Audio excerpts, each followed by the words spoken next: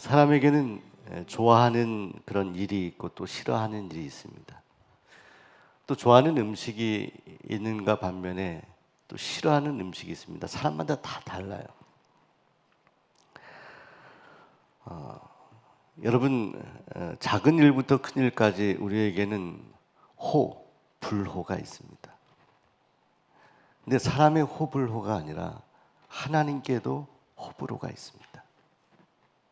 하나님이 좋아하시는 것이 있고 하나님이 싫어하시는 것이 있습니다. 여러분, 아무리 가까운 사이라도 그 사람이 내가 싫어하는 것을 자꾸 하면 싫어지게 되는 겁니다.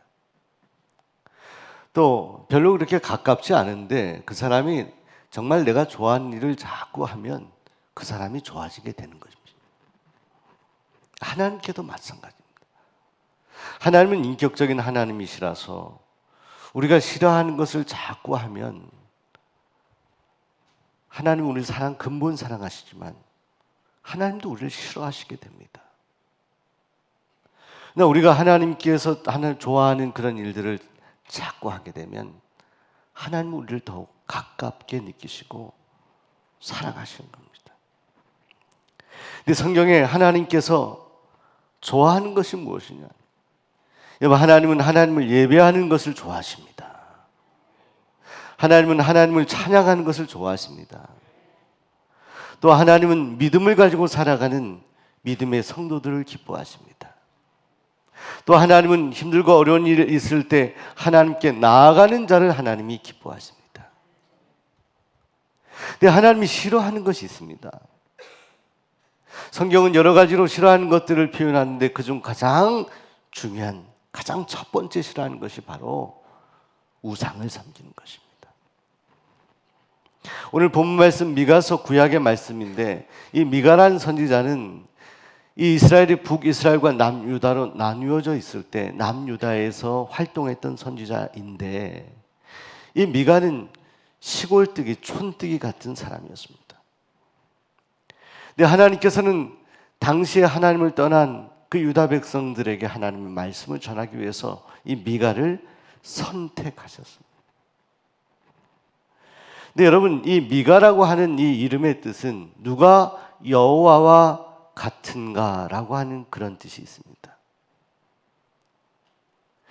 여호와 하나님, 우리 하나님 같으신 존재가 이 땅에 누가 있겠느냐라는 그런 이름이에요.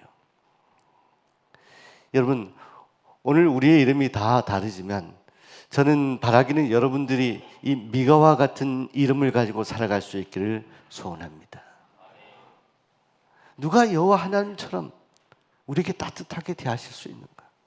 누가 여호와 하나님처럼 우리의 마음을 세심하게 아실 수 있는가? 누가 여호와 하나님처럼 우리의 세밀한 것까지 다 아시는 분이 이 땅에 존재하는가?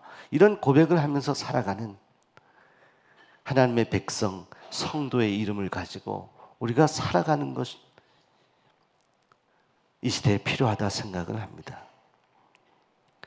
여호와 하나님은 정말로 자비하신 하나님이시고 긍휼하신 하나님이시고 또 우리에게 좋은 것 주시는 하나님이십니다.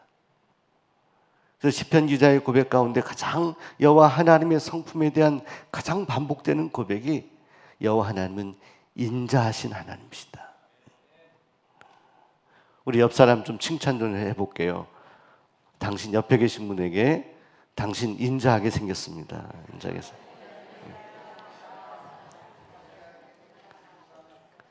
여러분, 인자하게 생긴 거하고 인자한 것하고는 다를 수 있어요. 근데 대체로 인자한 분이 인자하게 생겨 보여요. 왜냐하면 그 얼굴에 미소가 있습니다. 괜히 보면은 내가 잘못한 것도 아닌데 상대방을 보면 내가 저분한테 잘못했나 이런 느낌을 주는 표정을 가지고 살아가면 그건 인자한 게 아니에요. 나하고 아무 관계도 없는데 이렇게 그분을 얼굴을 보니까 내가 괜히 기쁘고 감사하고 그 얼굴 다시 보고 싶은 얼굴. 여러분, 주님은 인자하신, 하나님 인자하신 성품을 가진 하나님이시죠. 여호와 하나님 같은 분이 누가 계시겠습니까? 그런데 그런 하나님께서 오늘 미가 선지자를 통해서 하신 말씀은 그 인자하심을 깨고 진노하시는 하나님. 화를 내는 사람도 안 좋지만 그 화를 받는 사람도 너무나 고통스러운 거 아니겠어요? 인자하신 하나님께서 화를 내실 수밖에 없는 상황, 그 상황이 어떤 것이었기 때문에 하나님께서 그렇게 인자함을 깨고 하나님은 진노를 발하시는 것일까? 자, 오늘 말씀에 기록이 되어 있습니다. 특별히 오늘 말씀 이전에 오늘 3절 말씀을 보시게 되면 땅의 높은 곳을 밟으실 것이다 라는 표현이 나옵니다. 누가? 하나님께서. 오늘 4절 말씀에 보면 산들이 녹는다 이런 표현이 있어요. 여러분, 산이 어떻게 녹아요? 어마어마한 그 산들이 녹는다는 거예요. 여러분, 하나님께서 이 어마어마한 일들을 하신다라는 거예요. 이유가 뭐냐? 오늘 5절 말씀을 보면 그 이유가 분명하게 기록되어 있습니다. 이스라엘 족속의 죄 때문이다라고. 죄 때문이다. 어떤 죄냐? 바로 우상 숭배의 죄다. 당시에 남유다에 만연해 있던 우상 숭배. 자, 이 우상 숭배를 보면서 하나님은 참고 인자하시다가 그 인자하심을 깨시고 그들을 심판하시겠다라고 말씀하십니다. 오늘 우리가 읽은 7절 말씀에 이렇게 기록되어 있습니다. 그 새긴 우상은 다 부서지고 그 음행의 값은 다 불살라지며 내가 그 목상들을 다 깨뜨리리니 그가 기생의 값으로 모았은즉 그것이 기생의 값으로 돌아가리라. 내가 우상을 다 부수겠다 말씀합니다. 파괴하시는 하나님, 짓밟으시는 하나님. 자, 여러분 상상이 되십니까? 하나님 그렇게 하시겠다는 거예요. 무엇 때문에? 왜 하나님은 여호와와 같으신 이 없다라고 고백하는 인자하신 하나님은 왜 그 인자하심을 깨고 이렇게 짓밟고 심판하시는 하나님으로 나타나고 있는 것입니까? 미가 선지자를 통해서 왜 하나님의 진노하심을 바라게 하시는 것입니까? 다른 것이 아닙니다. 하나님이 원하시는 것을 하지 않았기 때문에, 하나님이 싫어하는 것을 반복적으로 했기 때문입니다. 바로 우상을 숭배했기 때문입니다. 여러분, 미가 선지자가 활동할 당시에 남유다의 백성들이 하나님을 버리고 우상을 섬겼습니다. 지도층부터 부패하였고 그것이 점점 사회적으로 부패한 사회가 되게 하였습니다. 여러분, 사회가 점점 부정의하고 부패로 가는 것은 이 세상의 사람들이 악하다라고만 말할 수 없어요. 왜냐하면 지금 이렇게 우상을 섬기는 남유다의 백성들이거든요. 남유다에 믿지 아니하는 백성들이 아니라 남유다의 하나님을 인정하는 백성들이 우상을 섬겼다는 거예요. 지금으로 말하면 하나님의 자녀들이 우상을 섬겼다는 거예요. 하나님이라고 부르는, 나의 하나님이라고 하나님을 찾아야 되는 백성들이 하나님을 찾지 않고 오히려 그 하나님의 자리에 우상을 갖다 놓았다는 것입니다. 여러분, 요즘에 어렵다 이런 이야기들을 많이 합니다. 그런데 정말 우리 안에 회복되어야 될 것이 무엇일까요? 하나님이 가장 싫어하는 것, 이 우상이 혹 우리 안에는 없습니까? 그런 우상의 유혹과 도전이 우리 안에는 없습니까? 여러분, 이스라엘 백성들이 출애굽해서 가나안 땅에 도착했습니다. 하나님께서는 이 가나안 땅에 도달하게 되는 이스라엘 백성들에게 미리 말씀하신 것이 있습니다. 가서 가나안 족속을 너희는 진멸하라. 이건 영적인 의미가 있어요. 그 민족들이 불쌍한데 좀 살려두면 좋은데 하나님은 진멸하라고 합니다. 근데 이스라엘 백성들은 그 하나님의 말씀을 어기고 맙니다. 진멸하지 않아요. 그 백성들을 남겨둡니다. 완전히 짓밟으라고 했는데 그러지 못해요. 그래서 그들은 남겨진 이방 민족을 통해서 저들이 섬기던 우상을 섬기게 돼요. 여러분, 솔로몬의 타락은 무엇을 말합니까? 여인들, 그 여인들과 음행하고 많은 여인들을 거느린 것 자체가 문제가 되겠다라고 생각할 수 있지만 더 큰 문제는 바로 이 여인들이 접했던 우상들을 이 거룩한 하나님의 왕이었던 솔로몬이 접했다는 것이죠. 그의 영적인 시각이 흐려지고 말았던 것이죠. 여러분, 우리의 신앙생활 가운데 진정 우리가 하나님만 온전히 바라보며 나아가기 위해서 우리 안에 제거해야 되는 가장 첫 번째가 내 안에 있는 우상 같은 존재를 우리가 제거해야 합니다. 그러면 이 시대의 우상이 무엇이 있을까? 여러분, 신상을 세워놓고 절하는 것만 우상입니까? 제가 어렸을 때는 바닷가에서 자랐는데 그때는 뭐 수영복도 없이 바닷가에 가서 물에 가서 헤엄치고 다시 이렇게 들어오고 했던 일들이 많았습니다. 근데 종종 제가 목격한 것은 그 바닷가에다가 음식을 차려놓고 딸랑딸랑 하는 것을 막 흔들면서 절하고, 사람들이 돗자리 펴놓고 음식 이렇게 쌓아놓고 거기서 막 절하고 바다를 향해서 하는 것을 보았어요. 여러분, 그것만 우상인가요? 지금 이 시대의 우상, 이것은 무엇을 말하는 겁니까? 여러분, 락 단저라고 하는 사람은 이렇게 말했습니다. 사람이 하나님을 알지 못함이 악하다. 그러나 하나님 아닌 것을 하나님이라고 말하는 것이 더욱 악하다. 이렇게 말했습니다. 하나님의 자리에 다른 것을 갖다 놓고 그것을 하나님처럼 섬기는 것이 바로 우상이다. 이 시대도 우리를 유혹하는 것들이 많이 있습니다. 하나님의 자리에 갖다 놓고 그것을 맹신하는 일들이 있습니다. 그러면서 우리가 하나님 부르고 기도하고, 아무리 우리가 기도하고 하나님 앞에 헌신한다고 하더라도 내 안에 우상이 있는 한은 우리는 두 주인을 섬기는 것이 된다는 거예요. 성경은 말씀합니다. 결코 두 주인을 섬길 수 없다. 우리의 주인은 한 분이시다. 하나님만 섬기라. 근데 여러분, 이 우상은요, 우리에게 아주 달콤한 유혹으로 다가와요. 이것이 우상인지 아닌지 구별하지 못할 정도로 우리에게 아주 소프트하게 다가옵니다. 부드럽게 다가와요. 어떤 목사님이 자신 안에 있는 우상이 무엇인가 살펴보기 위해서 성경 말씀을 이렇게 읽고 곳곳을 찾아서 성경을 묵상하고 있는데 갑자기 옆에 있던 잉크가 성경에 탁 넘어져서 성경이 완전히 잉크 자국이 돼버렸어요. 근데 그때 이 목사님께 준 깨달음 하나가 싹 스쳐가는 겁니다. 너는 나보다 성경 공부가 너에게 더 중요하냐? 여러분, 이상하게요, 우상이라는 것은 우리가 이 신앙의 영역 안에서 때는 우리가 열심히 한다고는 하는데 그 열심히 하는 것에 우리가 집중하다 보니까 정작 우리가 집중해야 될 대상을 놓친다는 거예요. 우리가 하나님의 일을 하면서 오히려 더 하나님과 멀어지는 일들이 있다는 거예요. 우리가 느끼지도 못한 채로. 예를 들어 볼게요. 우리가 기도 생활이에요.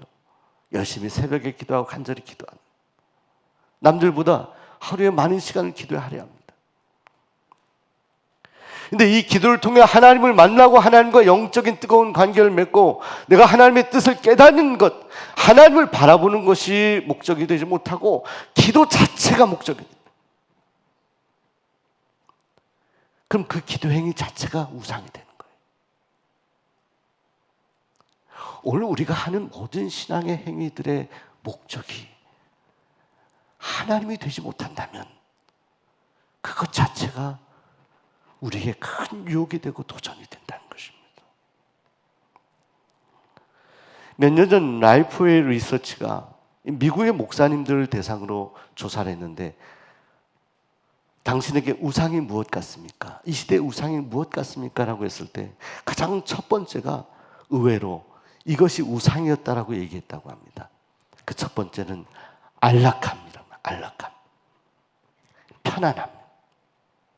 두 번째는 돈, 그리고 쭉쭉쭉쭉 나갑니다. 안락함이 뭐가 우상입니까? 안락함은 좋은 거 아니에요. 근데 이 안락함을 통해서 하나님의 백성들에게 도전하는 어마어마한 우상의 유혹이 있다는 것입니다. 여러분, 그것은 이스라엘 백성들에게 찾을 수 있습니다.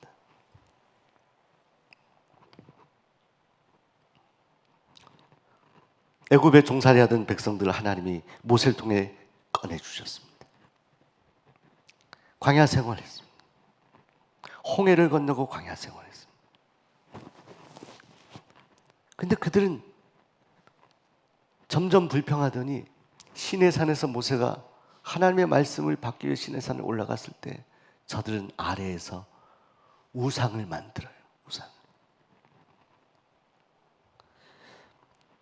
그들은 이 우상을 만들기까지 계속 불평하거든요. 여러분, 이 불평은요, 원망은요, 우상의 출발이에요. 이거 알아야 됩니다. 우상을 처음부터 이렇게 세워가지고 섬기는 게 아니라 우리가 불평하고 원망하다 보면요, 우리 삶에 대해서 내가 우리 삶을 지배하시는 분이 하나님이심을 인정하면서도 동시에 불평하면 이 불평은요, 결국 이스라엘 광야 백성들처럼 시내산에서 모세가 하나님께 진지하게 기도할 때 밑에서는 우상을 만드는 거예요. 그들의 불평은 어디 있습니까? 애굽으로 돌아가자. 왜 돌아가요? 거기서 먹을 거 충분히 먹었다는, 고기를 먹었다는 거예요. 달리 말하면 뭐예요? 편안함이에요. 편안함. 안락함. 안락함으로 가자. 우리 불편하다는 거예요. 광야 생활이 불편하다. 그 반대에는 뭐가 있냐? 불편하지만 하나님은 저들을 광야 하나님의 백성으로 인도하셨던 저들의 삶의 목적이 있었거든요. 그 목적을 잃어버린 거예요. 자신의 신분을 잃어버린 거예요. 여러분, 편안함과 안락함은 평안함과는 다른 거예요. 평안함은 무엇이냐? 지금도 고통 중에 있는 성도님들 계십니다. 어저께 정용식 원사님 신방은 다녀왔습니다. 많이 좋아지고 계십니다. 하나님 은혜로. 그러나 여전히 고통 중에 있습니다. 사랑하는 여러분, 그 고통 중에도 어제 신방할 때 이렇게 기도할 때 눈물 이렇게 흘리시면서 마음을 주시더라고요. 평안함을 느끼는 것을 제가 볼 수 있었습니다. 여러분, 성도는 편안함이 아니라 평안함을 추구하는 사람. 어려움이 있고 힘든 일이 있어도 그 속에서 평안함을 누리는 존재들. 이 안락함이 우리에게 큰 우상이 되고 도전이 된다는 거예요. 또 한 가지, 우리가 사람에게 인정받고 싶은 욕망, 이것이 우리에게 우상이 되기도 합니다. 제가 최근에 킹 오브 킹스라고 하는 영화를 우리 청장년 어떤 한 가족이 이거 보더니 목사님 괜찮더라고 해서 아이들 위한 애니메이션 영화인데 예수님의 일대기가 기록이 되어 있습니다. 그런데 중간에 보다가 예수님이 광야에서 시험 받을 때 그 모습이 너무나 생생해요. 세 번째 시험, 어떤 시험이었습니까? 마귀가 저 높은 산으로 예수님을 데리고 가서 나를 경배하면 천하만국의 영광을 얻게 해주겠다라고 그렇게 유혹합니다. 그때 우리 주님께서 구약 말씀을 인용하시면서 이렇게 물리치시죠. 주 너의 하나님을 시험하지 말고 다만 오직 하나님만 섬기라. 천하만국의 모든 영광을 주겠다. 사람들에게 인정받는 그런 욕망 같은 것. 자, 여러분, 오늘 우리에게 우상이 다양한 모습으로 다가올 수 있습니다. 오늘 여러분 마음속에 다가오는 도전하는 우상은 어떤 것입니까? 여러분 마음을 지배하는 것은 무엇입니까? 자, 그리고 이것을 우리가 극복하기 위해서 우리에게 정말로 필요한 것이 무엇일까? 저는 그것은 정체성이라고 생각해요. 이건 우리 스스로에 대한 질문을 하는 거예요. 나는 누구인가라는 질문입니다. 나는 누구인가? 여러분, 제가 여러분들에게 질문 드려볼게요. 여러분은 누구십니까? 하나님의 자녀. 내가 누구냐? 우리가 정말 우상이라고 하는 것들, 이것들을 섬기며 살아야 되는 존재이냐? 그럴 수 없다는 겁니다. 내 안에 이 신분에 대한 정체성을 분명히 가져야 된다는 것입니다. 이솝 우화에 이런 이야기가 있습니다. 어떤 생쥐 한 마리가 요술쟁이의 집에 있었는데 그 생쥐 한 마리가 고양이를 무서워해요. 그래서 이 요술쟁이가 이 생쥐를 고양이로 만들어줬다고 합니다. 근데 이 고양이가 된 생쥐가 만족하며 살 줄 알았는데 그 다음에는 개를 무서워하더래요. 그래서 이 요술쟁이가 그 고양이가 된 생쥐를 개로 만들어줬어요. 그런데 개가 된 생쥐가 그 다음엔 호랑이를 무서워하더래요. 그때 이 요술쟁이가 이 개로 변한 생쥐에게 이렇게 말했다고 합니다. 너는 겉모양만 바뀌었지 계속 생쥐의 마음으로 살아가고 있다. 다시 생쥐로 돌려보내겠다라고 했다. 우리의 겉모습이 아니라 우리 마음속에 여전히 내가 누군가라고 하는 정체성, 이 분명한 확신을 가지지 못하면 우리는 우상의 유혹에 흔들릴 수밖에 없다는 것입니다. 오래전 TV 프로그램의 진품 명품에 하나의 문서를 가지고 온 어떤 사람, 이 문서가 얼마짜리냐 여기에 관심하는 거죠. 어떤 문서인지 정확히 몰랐다고 합니다. 흘림체로 써있기 때문에. 그런데 이 문서를 해석하고 밝힌 그 전문가의 감정의 결과는 이 문서는 노비 문서라는 거예요. 이 집이 노비였다, 이런 문서가 이 가정에서 대대로 이어져 왔던 문서라는 그런 판명이 났다는 겁니다. 여러분, 과거에 차별적인 그런 시대를 살았을 때 그런 종노비가 있었지 않습니까? 근데 여러분, 오늘 우리에게도요 기록된 문서 같은 것이 있어요. 오늘 우리가 누구냐 하는 것에 대한 정체성을 분명하게 알려준 문서가 있다는 거예요. 성경의 많은 곳에서 오늘 우리가 누구냐 하는 것에 대한 정체성을 분명하게 말씀해 줍니다. 특별히 베드로전서 2장 9절에 이렇게 말씀합니다. 한번 읽어보겠습니다. 시작. 오직 너희는 택하신 족속이요 왕같은 제사장들이 거룩한 나라요 그의 소유가 된 백성이니 이는 너희를 어두운 데서 불러내어 그의 귀한 빛에 들어가게 하신 이의 아름다운 덕을 선포하게 하려 하십니다. 오직 너희는 다른 존재가 아니다라는 거예요.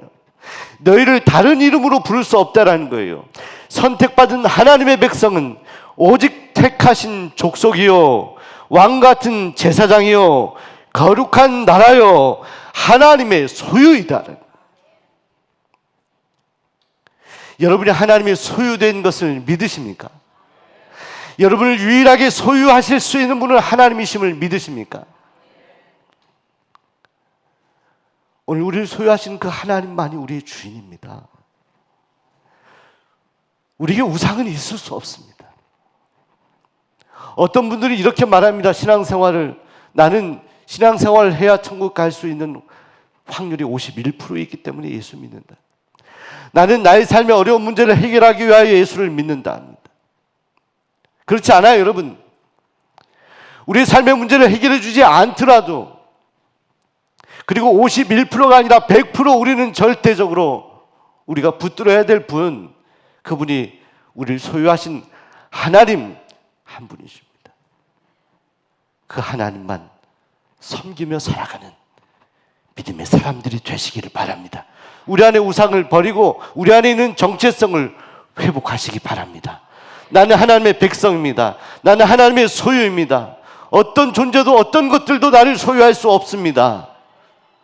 이 고백을 하며 믿음으로 살아가는 하나님의 자녀들이 되시기를 소원하고 축복합니다. 기도하겠습니다. 하나님, 언제나